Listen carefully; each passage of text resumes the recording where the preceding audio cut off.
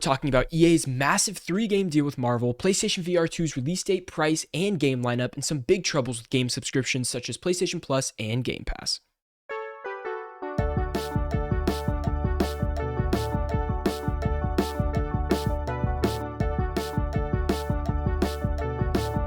And we are live.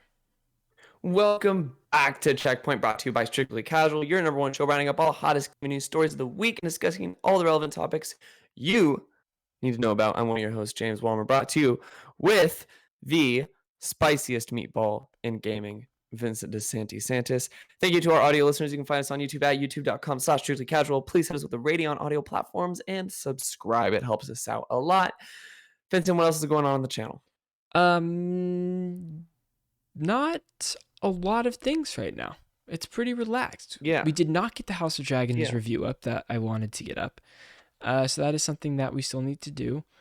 And can we expect a little Andor review maybe? Because Andor is so good. I want to do a scripted video for Andor. I'm really feeling like I have something that I could talk about. Like a little video essay. Yeah, you could say it. You could say that. Something like that. Okay. We'll see. And then, I mean, God of War drops next week, so I'm sure there will be something about that possibly. We'll see. Yeah. So a lot of things working, but on the channel this week, I mean, a lot of the Marvel shows are done that Ryder was reacting to. Very much a transition phase into crazy game winter. From crazy show summer. There's more Star Wars content coming out soon, right? Got Tales of the Jedi coming out soon. I watched it. It's out. Watched it all. Oh, it's out. Yeah. Okay. Video on that, maybe? It was okay. It was just okay. Okay. Count Dooku's storyline was awesome. Ahsoka's was not, which was a little bit of a bummer. Damn. Yeah. So we'll get into that. We'll get into that on freeze frame. But yeah. James, take us into what we got first here today. No, Vincent, you take us into the first. Just kidding. We just discussed this. EA lands a 3-game deal with Marvel and Disney. This comes from GameSpot. Last month's announcement of an upcoming game starring Iron Man was revealed to be the first of several titles based on a Marvel Comics IP. But EA didn't reveal exactly how many Marvel projects it had in development. But James, today, EA has lifted the lid on collaboration plans with Disney and Marvel and has confirmed that a 3-game deal has been signed, according to Bloomberg. So far, only the Iron Man game has been revealed. Wait, James, this is pretty crazy. This is the clip. We're going to restart this. Audio listeners, I'm so sorry. I didn't put the right things in. I made a thumbnail for the different one because I made both thumbnails for this. And the VR, they're giving us no VR pictures for content here to make things on. And so every thumbnail, I've made 3 VR2 thumbnails that all look exactly the same. And I got fed up in Photoshop yesterday that I'm like, because of this, I'm doing another clip. There's simply not enough things to make a good thumbnail out of for the PSVR2. Okay, audio listeners, you're going to get the first half of that again because I need to switch cameras to make sure that we're both have big cameras instead of just the regular go around. So audio listeners, God bless you. Thanks for listening through that. But we're going to hit this one more time. James, I'm going to start this off, and then after the first of several new games, you're going to take it, okay? Okay, got it. Here we go. Ready? EA lands... Okay. Whew. Son of a bitch. All right. EA lands a 3-game deal with Marvel and Disney. Last month's announcement of an upcoming game starring Iron Man was revealed to be the first of several titles based on a Marvel Comics IP.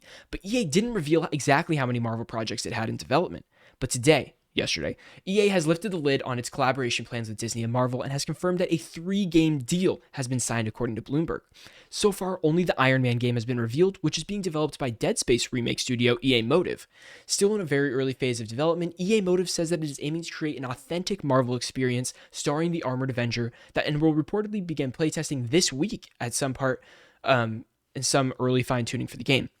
The announcement post on EA's website last month said that Iron Man marked the start of a new long-term partnership between the company and Marvel Games, calling this game the first of several new games.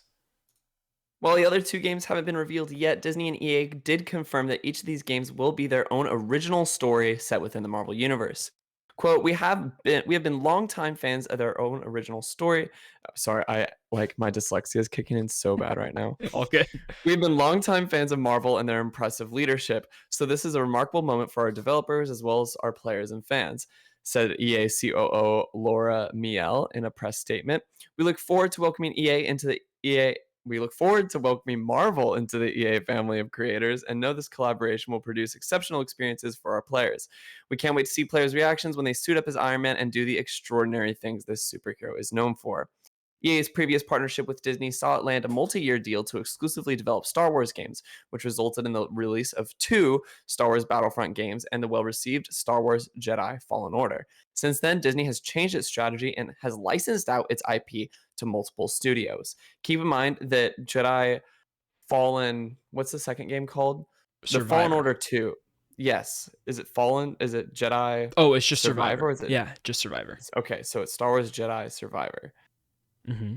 That is still under Respawn, which is under EA, Yes, correct. regardless of this licensing out their IPs to multiple studios. Correct. So this is the Iron Man one's the first of 2. Now, First of 3. sorry, yes, first of 3. There's 2 more after Iron Man. This is. I was kind of unhappy with this news because I don't think EA has a good track record with some of its licensed IPs.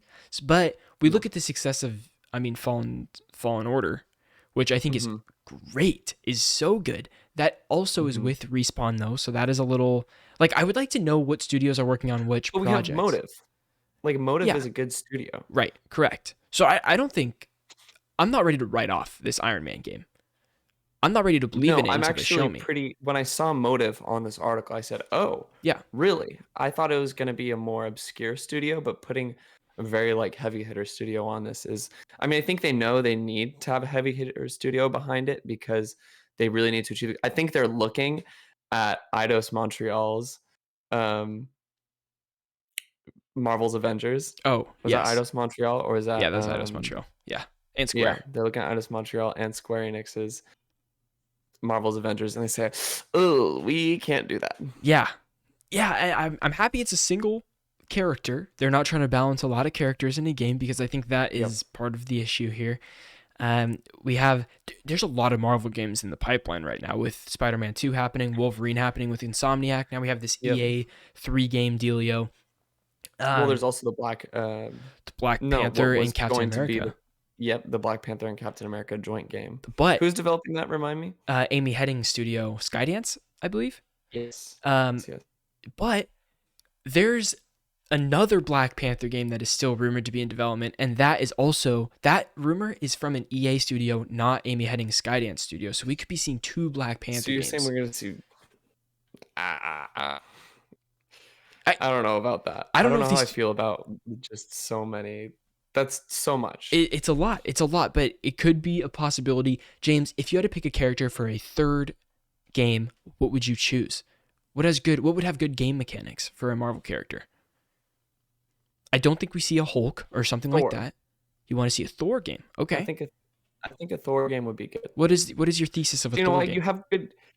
My thesis of the Thor game is you have a lot of different like abilities you can utilize. Like it's a very like gamey. Like you Okay. have your like lightning abilities. It's kind of like you could have your special attacks that take a certain amount of like energy or like mana or whatever. You have that pool. You have like general like it's just a God of War reskin essentially.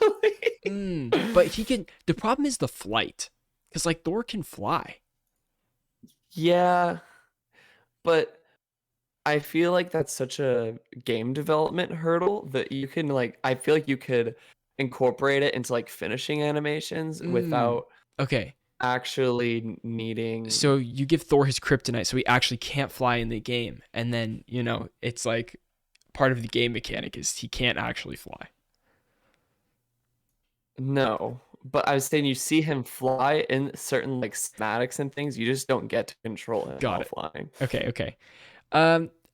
I think I would like to see Daredevil in the game. And I know I'm kind of like Of just course, a you've been fan. talking about Daredevil. Because And I think it here's would my thing work. is like how I mean I'm trying to figure out. Oh, do you know what? I take everything back. I want an X-Men game. Oh yeah, are you kidding me? But we have Wolverine already happening. You want to? We have What do you want? Wolverine. Like a Cyclops-led team or something like a Rogue-led team? That would be pretty cool. That'd be awesome. That'd be cool, but the issue with I think X-Men is unique, and then I think it's the only game that really benefits from like a team up style because Yeah, everyone's powers are really unique. sure. Like Cyclops, what does he do? He shoots lasers. He does one thing. Right. What does Rogue do? She absorbs people's powers, Mm-hmm. which is like a niche thing. You have Mystique, who like her thing is infiltration, very like Nightcrawler, Colossus. All these Yeah, people they're all one trick ponies. The issue with like Avengers is like, oh, everyone's kind of super sure. strong, Yeah, and everyone can like you have two people who can fly and like three people who can yeah. shoot projectiles, you know. So it's like there's so much more like siloing for X-Men in a game that would make sense like that. Unless you do like a Professor X and Magneto team up game, I feel like just that would be awesome. Or Magneto as a I would get tired of how slow Professor X moves. I'm talking pre wheelchair Professor X. Pre-wheel, but he didn't have his powers then. That's true. I want to see a Magneto game. I think that would be really fun. Magneto would be cool as shit, but it'd be hard to like it'd be hard to actually give players enough freedom to do All the what they thing. want to do with his powers. Yeah, you don't want to have three buttons that do the exact same three things and then use those three things over and over again. Exactly. Yeah, I totally get that. Yeah, I don't know. I mean, that's like for DC, they should make a Green Arrow game. I would love a Hawkeye game would be great, I think, for this EA thing as well. Sure. I think you need a more grounded type character. You're already doing Iron Man, which is the big flight thing. You're not gonna have Do you know what I'm gonna do right now what? to like look at these heroes? I'm What? going through my Marvel Snap collection. It's a Give me a beautiful thing. Blade game, dude. That'd be so awesome. Are you kidding? Give me a Blade game It'd be awesome. or a Punisher game. Both of those would work so well. I think, yeah, Punisher game would be interesting. Blade game would be really, really good.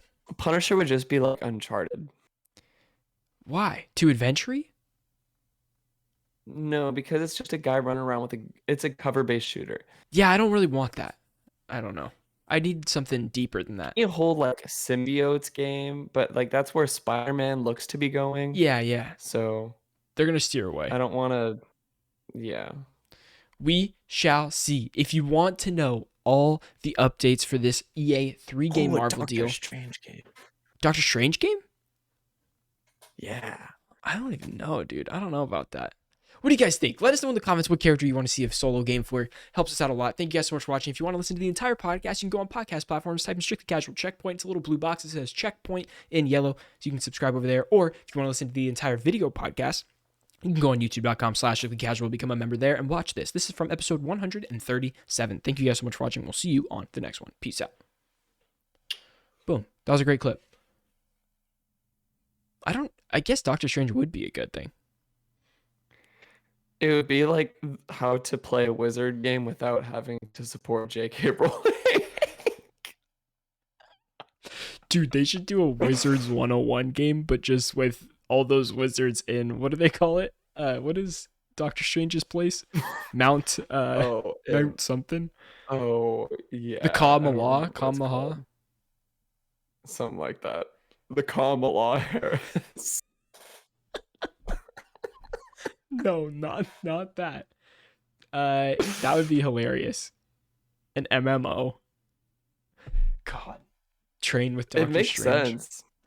It would. They could really could juice see anything it. for money. I see the whole thing. Me too. Next up, PlayStation VR2 release date and price revealed. This happened from a blog post. No video, Which no I was trailer, disappointed a about. blog post. Yeah. Which I feel like though is fairly typical for Sony. Like I feel like that's how we got PlayStation 5 news. Well, Was from no, a we blog got post. that I don't remember a whole epic trailer. Dude, we got that Oh, epic yeah. reveal with the. We did. It was so cool. Yeah, it was during like a Summer Games Fest or something like that. I remember that now. But Regardless. I think if they did a PSVR2 state of play, people would get upset. Like that's just the world we live in. Is that people would blow it off.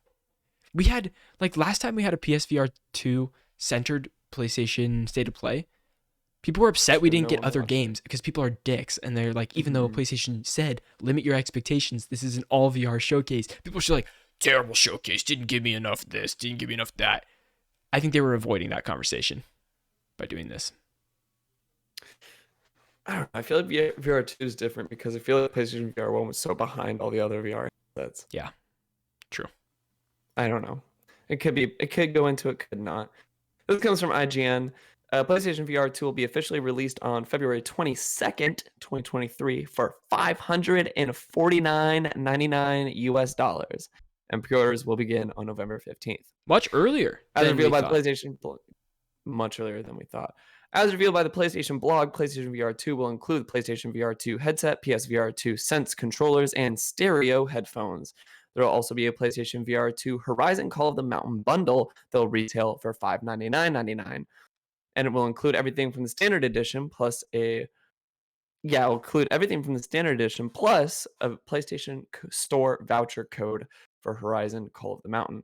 After launching on February 22nd, will be the PlayStation VR2 Sense controller charging station, which allows players to charge their controllers through a simple click-in design without having to connect to a PS5 console, freeing up the console's USB ports. Sony also revealed 11 titles headed to PSVR2 in 2023, and they include The Dark Pictures Switchback VR, Crossfire Sierra Squad, The Light Brigade, Cities VR Enhanced Edition, Cosmonious High, Hello Neighbor Search and Rescue, Jurassic World Aftermath Collection, Pistol Whip VR, Zenith The Last City, After the Fall, and Tentacular. And they said, while we don't have a full launch lineup quite yet, Sony did confirm it is expecting more than 20 titles on February 22nd. Twitter seems to be quite a bit upset about the price being more than a PS5, especially when you consider that the digital edition of the console is $400 as opposed to $500. Yeah. However, Vin, I raised the point that if you buy a 256 gigabyte Meta Quest 2, you're paying $500. Yeah, right. It's just as much. And you're right there. And if you go up to a Valve Index, you're paying $1,000. Yeah. If you're buying the other Meta headset, that's like what, $1,500? Oh, the MetaQuest Pro? Yeah. Yeah, the MetaQuest Pro. This has some specs that are better than the MetaQuest Pro. The iPixels are more than the Pro, which is crazy. iPixels is more. But Pro is wireless. This is wired. You know, you have caveats on each side, whatever you like. But this is crazy to me, James, because I think that VR is in a place where if you already are in love with VR, you're going to pick this up. But nobody that is on the fence about VR is going to pick this up for a $550 price tag. No, it's not compelling. I was praying this baby would be like $399. But that was impossible. It was a pipe dream. But I think that would even go a long way of getting people in the door. There's too many people that have never tried VR before, never been able to play with it, to get a sense of it. And this isn't helping. Do you think they have a marketing plan in store to like get people hands-on on these headsets to show them? Because that's really the only way you can sell VR is by getting the headset in the people's hands, on their heads, on their faces. This is at bare minimum, $1,150 entry point to VR because you need the PlayStation 5 console. Yes. Now, granted, for does the MetaQuest, you need a PC for that, right? For the Quest? Yes. Yeah. No, you don't. You do not need a MetaQuest. You don't need a PC for MetaQuest. And the Valve, the Index? It's not tethered. The Index, you do need a PC. Index, you need a PC. MetaQuest, you do not need a PC. Okay. But you have the USB-C cable that you can run from your PC to the headset for the MetaQuest to run games at higher fidelity and with more processing power. Okay. Yeah. I just don't see this being the thing that I was hoping that it would fulfill as an easier entry point into VR. at all. No, it's not going to be that at all. And I don't think this lineup is compelling at all for me to jump in VR. I think where VR is headed right now is it's not for all consumers. Yeah, right. I think VR right now is not like they're not going in the direction of everyone will eventually have a VR headset. It's like Yeah, VR is something for if you are a part of this niche group that like really values this and you have the money, then yeah, you're gonna invest in it. And I think these developers are taking that into account and saying like, yeah, if you like VR, if you want that, this is for you, not yeah, for the general public, the right. general consumer population who would normally buy a PlayStation 5 or, Yeah. other hardware. I, I would be thinking about this a lot more if they had titles like Half-Life Alyx coming to this. I know it's not because that's Yeah. just like but I want if I'm going to pay to be stuck on PlayStation with a VR headset, I need Yeah. I need the best VR games to also be on there. I need something. Because like right now I would love to just have a cheaper um MetaQuest so I can play Boneworks and I can play like other things like that are more sandboxy and stuff because Mhm. they don't have a lot of bigger games. I know they're trying to change that. They have a lot of VR studios that they've acquired that haven't announced what they're doing yet. They have this Call of the Wild thing. I think Crossfire, the original one on Crossfire X on PSVR, was a good start, but the Yeah. movement was like the barrier for me of like everything was so cool and looked great, but like how you move your character, and that could be a VR thing, not even a game thing. So like that just might be me not clicking with it. Um, Mhm. but like Pistol Whip's been out before. Dark Pictures, that's a new one. That's a new one that they just I mean, announced. Hello Neighbor is Yeah, a lot of is these are like already that's out. an older game. Yeah. And even worse, James, all of these games that are launching right here are also playable on PSVR 1. Yep. Yep. Wow. I don't know. Maybe I'll just buy an adapter, try out some of these games for my PSVR Yeah, maybe. until they give me. That's not to say I don't want to experience the 2,000 pixels per eye or the 4,000 pixels per eye, That's whatever it is. really what I It's want to see crazy. is I want to see how clear this thing is. When are we going to be able to demo this? We're going to have a friend that buys it or something. Best Buy? I know. Where's the Best Buy reservation? Yeah. I'm ready to go. I'll sign up. I'm ready to experience this. I'll sign up. Yeah, give me my 20-minute demo at a Best Buy. I'll take it. I'll play And the you know Rick and what? Morty I'll game. keep I don't give signing a up for those yeah. bad boys. Once a week I'll get my fill. My once a week Rick and Morty binge at Best Buy. I wonder what's going to be on the demo disc type thing that they include with this. Like, check out what VR has to offer. Is it going to be I another bet it'll shark just be attack? Horizon. I bet it'll just be Horizon. I don't think they're gonna do the PlayStation VR Worlds. Okay. It'd be a bit of a bummer. Because I think they would bundle it with a headset if they had it. Yeah. But Right. their bundle right now is just Horizon Call of the Wild, Yeah. Which I'm excited to see. where you climb stuff. I don't know. I mean, it looks gorgeous. If they make the gameplay It does fun, look pretty. because I think the gameplay is fun in Horizon in general, but the story is just so bad and some of the mechanics are so bad. Let's not carry some of those over to VR because they're going to 10 times that, like my issues. I know it's a first person. It's a little bit different, obviously, blah, blah, blah, but yeah. Yeah.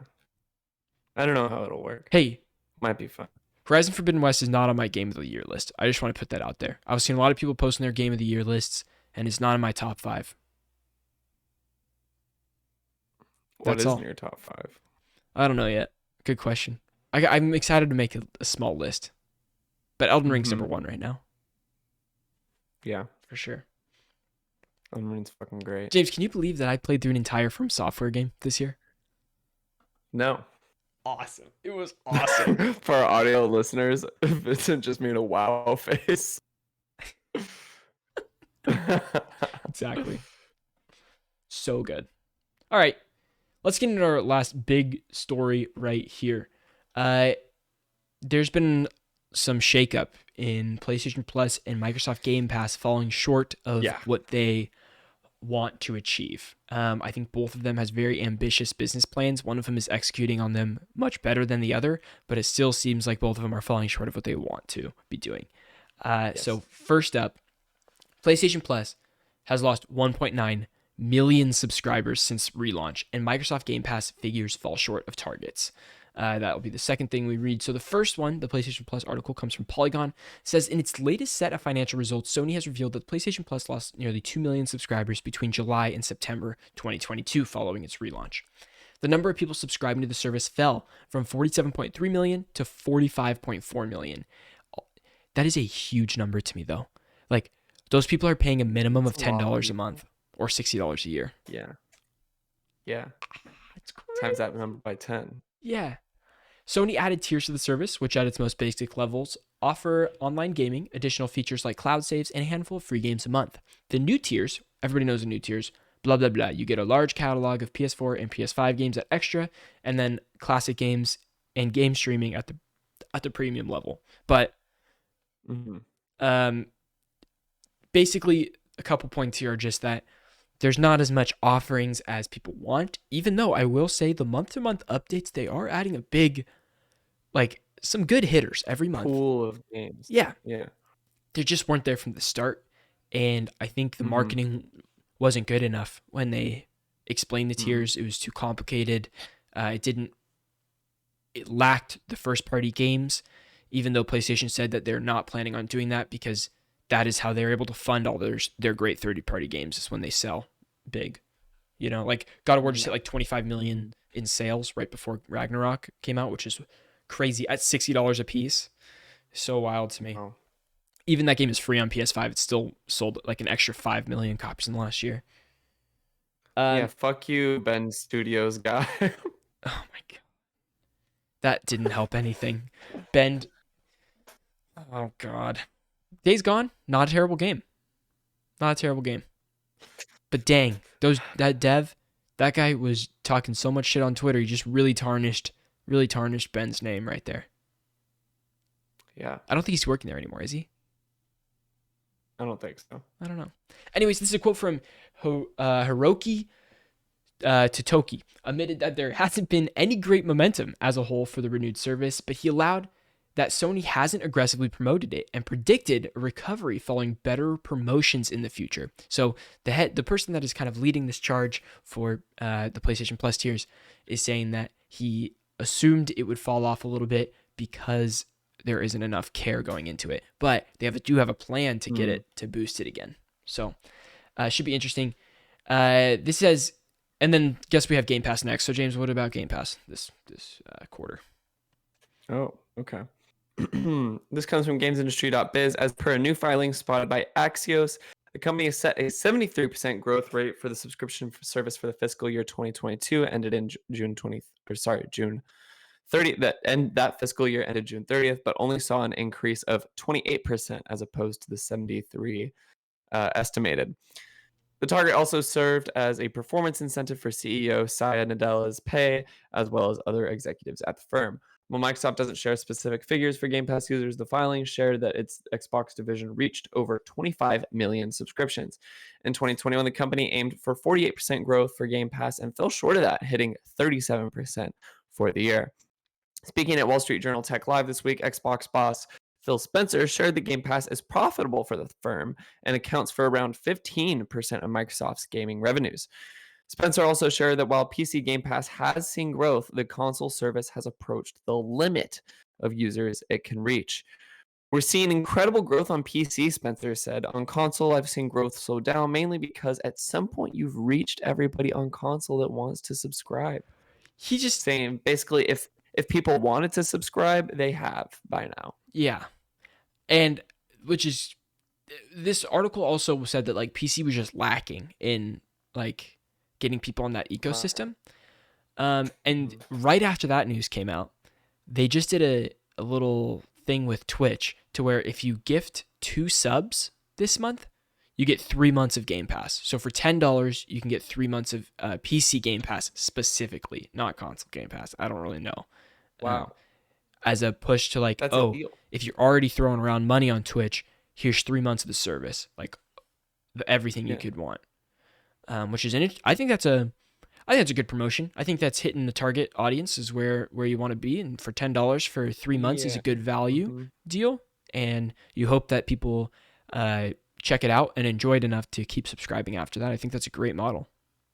Great promotion. Is that a one-term thing? Like you only get that 3 months, and then after that you have to pick a traditional model? I'm sure you gift 2 subs, you get a code, and then your code, you put that in your Game Pass account, you get 3 months, and then it starts billing if you don't cancel it. I'm sure that's how it works. So you can't, at the end of that 3 months, gift another 2 subs and get another 3 months for $10. That'd be great.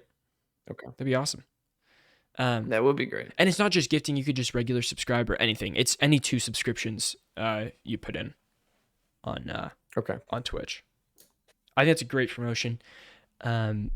It's very interesting to me that Game Pass is not growing as fast and PlayStation Plus is not growing as fast. It's because I think they're both, I don't know, Game Pass is like worth it, I guess, for the money. For $10 a month, I would say it gives you a lot of value, bang for your buck. I don't know if PlayStation, not that PlayStation Plus doesn't, I just don't have a draw to either. I want a draw to I want to be contemplating, maybe I'll subscribe. But I don't feel the need to for either service. Yes. But you're still a PlayStation Plus subscriber. Essential tier. I would like to move up to extra, but I have no reason to. I don't play enough games. Yeah, I was extra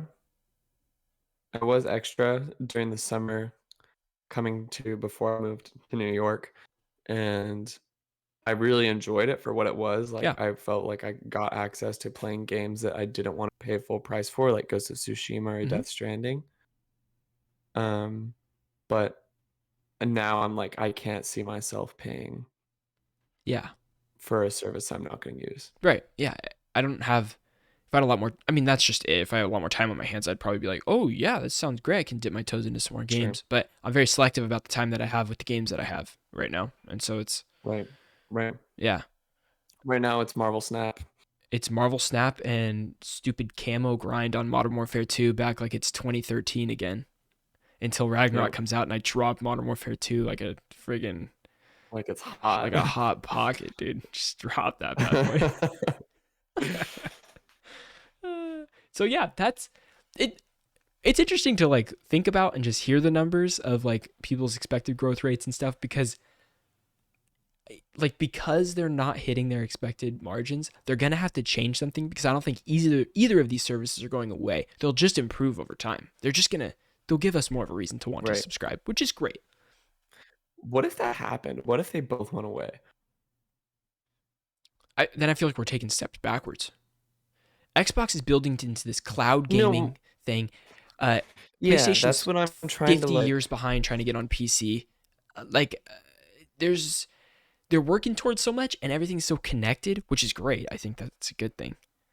But like PlayStation, remember that trademark where your PlayStation progress would carry over to your PC and your PC progress would carry over to your PlayStation?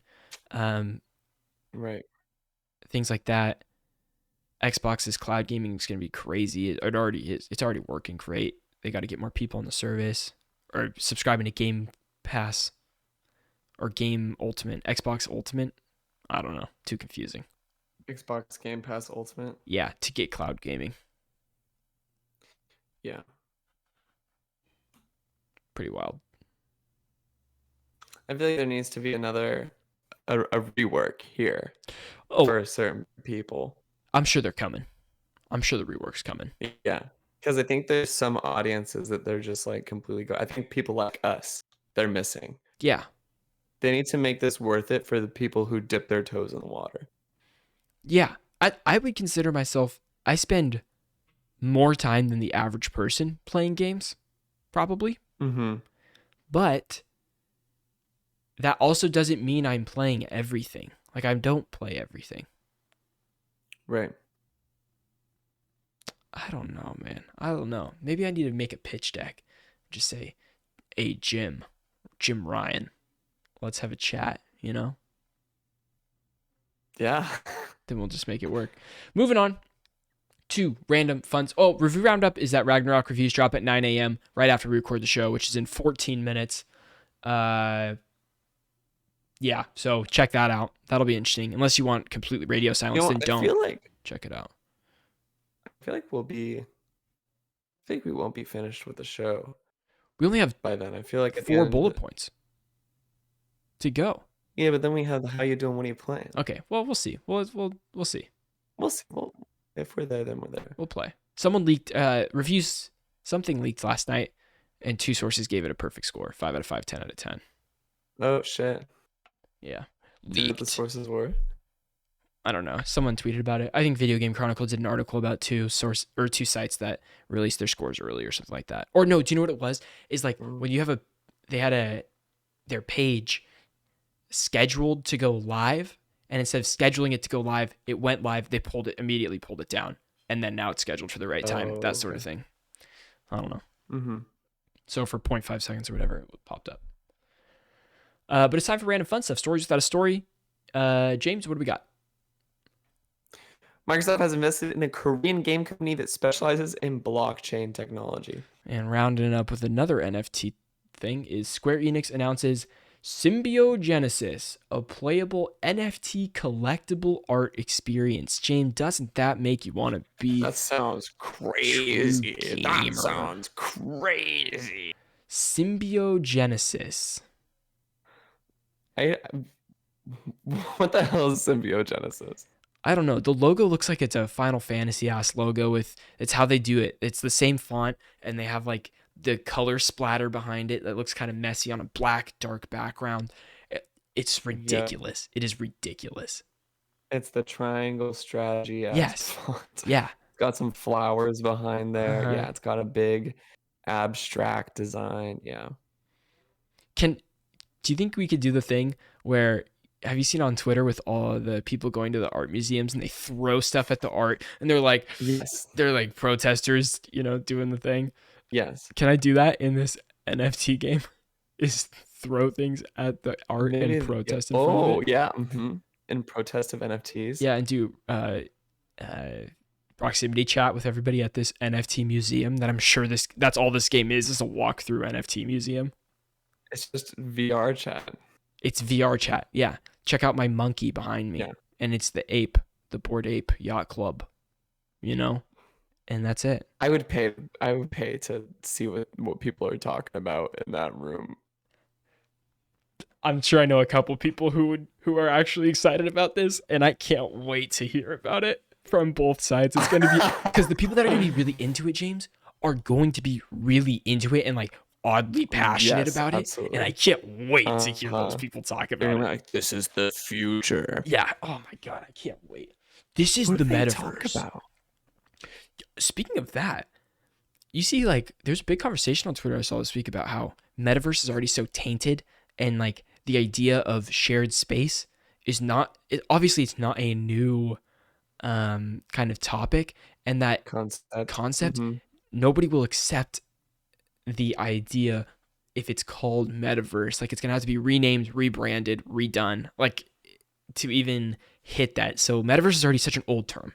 I think it's already dead. It's gone. What's crazy is like they can rebrand it to whatever they want, but it's always going to take on that same perception. Yeah. Whereas, because once they figure out what it is, they go, "Oh, this is metaverse." Yeah. It's weird. Have you seen the thing on LinkedIn? It's crazy. It's like you recreate your office in a little video game, and you have an avatar in there, and you're always logged into this little video game thing. It's like a web-based video game. And you can walk your character to people's desks and talk to them because everybody's on a call at the same time and you just have yourself muted or whatever. But I can walk over to like Jimmy's desk and like, it's like tap Jimmy on the shoulder or whatever. And you guys have a conversation as if you're in the office, but everybody's at home. Or like you go into the boardroom to have an all hands meeting and everybody's talking, but just their avatars. But it's like an over the head 2D pixel thing. It's really weird. I hate that. It's blowing up on LinkedIn. Brandon said he had to use it for his work. Really? Yeah. Like it's not just one of those like weird obscure things. It's like people are adopting it in like the new like tech companies and stuff like that. Tech startups are like adopting that. Wow. I forget what it's called. It's really weird. I'll have to show it to you. That's fascinating. Yeah. Wow. That's it. That's all I got. We got a new. Oh, you got New- this. This is you. A new Deus Ex game is reportedly in early development at Eidos Montreal. Studio is also said to be working on a new IP, co-developing Xbox game, including Fable. This also comes with the news that. Do you remember, Square Enix? Not Square Enix Montreal. Wait, what? A Montreal studio rebranded and changed their name. To we talked about this. It was a very obscure name. Oh, Their logo was like three yeah, we didn't colors. like the name. Um, Yeah, I remember that. Montreal Game Studio, new name. Rename, rebrand. Onama. It's Embracer Group. Okay, What? Embracer Group acquired Square Enix Montreal and then renamed it Studio Onama. And 8 days later, Embracer Group shut down Square Enix Montreal studio. It's dead. Square Enix Montreal is dead in the water. This was yesterday's news. Isn't that insane? It's batshit crazy. This is on Game Informer. So does that mean that this just isn't a thing? It's not a thing anymore. Onama was best known for its work on the GO series, turn-based This spin-offs. also was as of yesterday. Yeah, this includes Hitman Go, Lara Croft Go, Deus Ex Go, and Tomb Raider Reloaded, which came to mobile devices. And they were working on an Avatar: The Last Airbender game when they got shut down. And now Embracer owns Limited Run Games, Tripwire, Tuxedo Labs, and they paid billions and billions for the IP rights to Lord of the Rings and The Hobbit. But apparently this was to cut costs by shutting down Onoma. So crazy. And all the resources got redirected to Fable as well.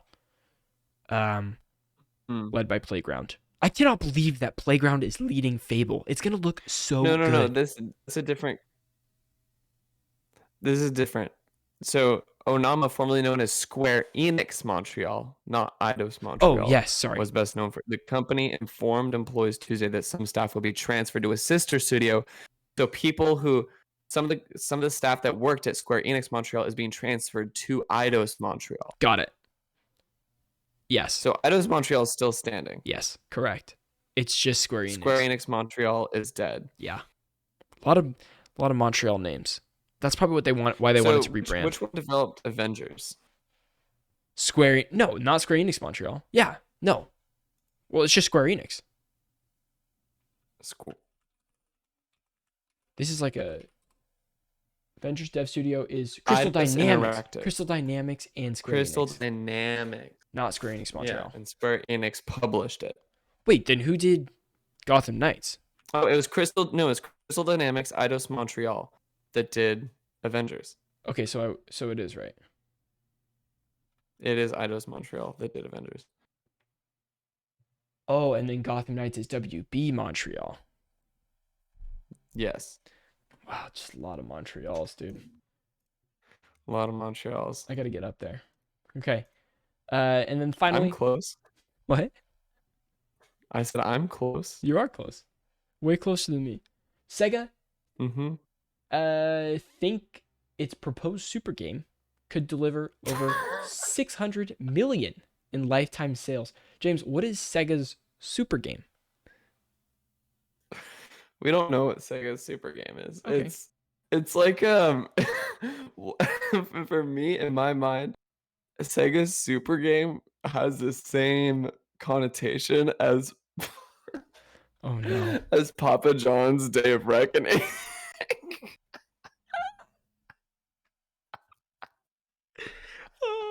Like it feels threatening. It is a threat. Let's see. Let's see what So details this is the we have. quote. This is from GameDeveloper.com. It says, "The ultimate goal in the super game," and super game is capitalized, Yeah, mind you. right. Not all caps, but super and game are both capitalized.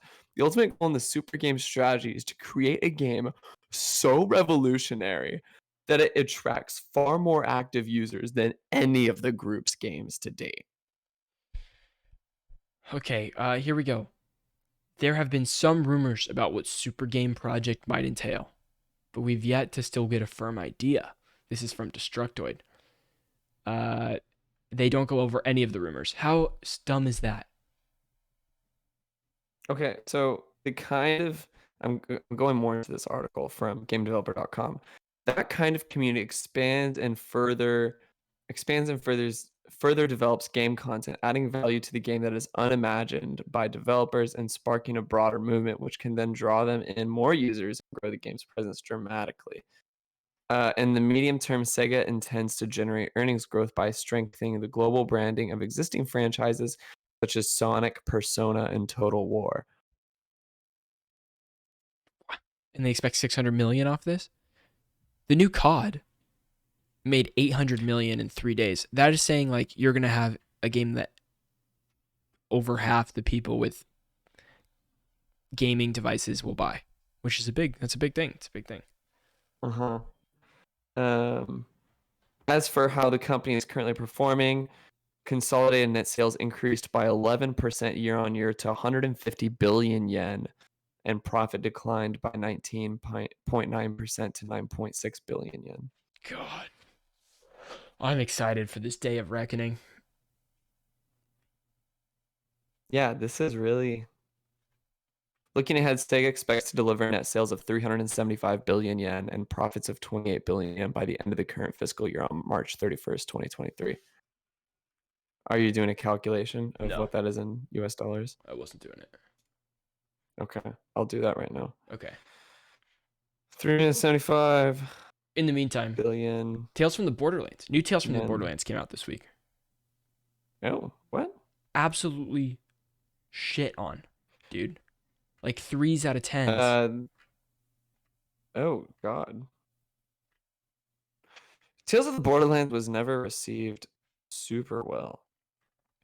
Oh, that so 375 billion yen is $2.5 billion.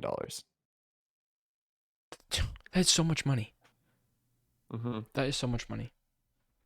Mhm. James, we have 2 minutes until God of War reviews come out. Tell me how Me you've been too. doing as we as we wrap up the show. Dude, I gotta tell the viewers that I got all my gear here, Oh yeah. and then like it was broken. Not Yeah. all of it, but my monitor, my 4K HDR monitor, is like broken. The panel is fucking broke. Won't even get a picture on it. Everything else seems to be working fine so far. I can't like tell to a certain extent because I can't fucking see anything. Mm-hmm. And like half of my keycaps on my keyboard are like shattered. Um, and I'm like missing like 8 of them still Right. because like the box was just busted open. Yeah. So I'm currently with like I have my PlayStation and my PC, but I have no way to like actually use them right now, Right. It's in which is limbo. so ass. Did your PC turn Yeah. on? Did you plug it in? Yeah, I plugged my PC in and it turned on and it got Good. the good beep. The beep. Okay. I have a little I don't know what it's called, a little bell, a little ringer Yeah. thing, a little digital plug-in that gives me a good beep, and like depending on the beep, it'll tell you like what's wrong with it. Right. That's good. That's promising that Yeah, but nothing aside got. from that, I've been playing Marvel Snap. Yeah, right. Exactly. Tell me about your I've been Marvel Snap fucking experience grinding because Marvel Snap. last week at the end of the podcast, you're like, I deleted it. You're like, I don't like it. I deleted it. And then Yeah, turned around. I didn't even, well, I deleted it before I even got what reviews are out. Reviews are out? Okay. Reviews are out. Yeah, I deleted it before I even did like the tutorial. God of War first review But gets I in did near the perfect score. tutorial and everything, and now I'm season pass level 31 on the actual season pass. Card collection level 160 and rank 25. Holy shit. Video Game Chronicle. What? Oh my god. Video Game Chronicle says God of War is one of the best PlayStation games ever made. 5 out of 5 stars. Perfect score. Wow. Is there? Can I get a Metacritic? Probably not there yet. Let's see. This is crazy. Let's see what else. Let's see what else. Audio listeners, God of thanks for War hanging out with us. Ragnarok. Hmm? Oh, nothing on No Metascore Kind yet. of Funny gives it a 5 out of 5. Jeff Keighley says God of War Ragnarok is a towering achievement, deeper, richer, and more expansive than its 2018 predecessor. Took me 30 hours to complete. It's filled with surprises I will not spoil. Truly incredible what this team has achieved through COVID. This is why we play video games. Oh my God. IGN says God of War Ragnarok is an almighty achievement, creating a new high that makes many of its peers look positively mortal by comparison. They give it a 10 out of 10, IGN. Perfect score again. Holy fuck! Dude, you never have 2 back-to-back games have perfect scores like this. Never. Hey, we got a Godzilla King of Monsters reveal. Tamor gave it a 9 out of 10. That's the first non-perfect score I've seen for GameSpot. He says the good is outstanding storytelling, top-tier characters, satisfying combat, stunning visuals, impressive scale. The bad is the combat can occasionally become a bit too busy and unmanageable due to readability. That's his only con. Okay. I bet he's gonna get crap for that because people are just idiots on the internet being like, 9 out of 10? Games, I'll give it a 9. It's a perfect game. Blah, blah, blah. I hate that. Don't be like that. Skill Up released his 30-minute video. Cannot wait to watch that. Paul Tassi says lightning strikes twice. That's his review. That's a good ass review title. Yeah. I have ad blocker, so I can't read his article. Sorry, Paul. I'll turn that off eventually. Gene Park? Gene Park, yep. God of War Ragnarok is my favorite story of 2022. It starts slow but ends with magnificent flourish. It's the rare story that's even better the second time around. And this has the best combat and puzzles this series has ever seen. Good God. Good. Corey Barlog tweeted too. His just eyes, and it's people in the office all, like, I assume about to check their phones because of review.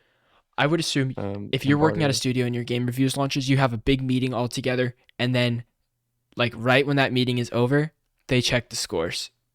No, you probably don't do it together. You probably don't do it together just in case it's not well received. Yep. Tony Polanco says God of War Ragnarok is arguably the series' best entry thanks to its gripping narrative, engaging gameplay, and stunning visuals. It is the definition of a must-have title. Read all about it in my full review. I can't wait, dude. This is going to be incredible. Too bad I don't have a fucking monitor right now. Gfinity gives it a 10 out of... I don't know what Gfinity is. I don't really know. 10 out of 10. But they give it a 10 out of 10? Yeah. MMORPG also gave it a 10 out of 10. Games Radar gave it a 9 out of 10. Easy Allies didn't get a score, but it's positive. Wow. Jason Schreier says God of War Ragnarok. It's real good. I'm maybe 10 hours in. The combat feels great. The story has me hooked. And Richard Schiff as Odin steals every damn scene. He even gets a legit Toby Ziegler walk and talk that made me die laughing. I love it. And we have here the Metacritic is at 94 currently. Whoo! Also, this game comes out on Tuesday, not Friday, like I assumed. Oh. I will be buying it right away. 98% of critics recommend. That's on OpenCritic. Who doesn't recommend? Interesting. Wow. Amazing. Guys, thank you so much for watching this episode of Checkpoint. We appreciate you all. Thank you for that exciting ending. And we will see you next week. God. I'm excited to play God of War Ragnarok. Hopefully I can play it. You'll be able to. You're going to get it done. James, you can just open your Mac, open PS4 or PlayStation Remote Play, and then just go to town. Because that's the best way to play. You're right. I actually could. You could. That'd be great for non-AAA games. Yeah. If you don't care about input. Okay, y'all. Also, stay wary of spoilers for God of War Online because they're everywhere. In the sense of the leak last week. So be careful. Love y'all, and we'll see you on the next one. Peace out.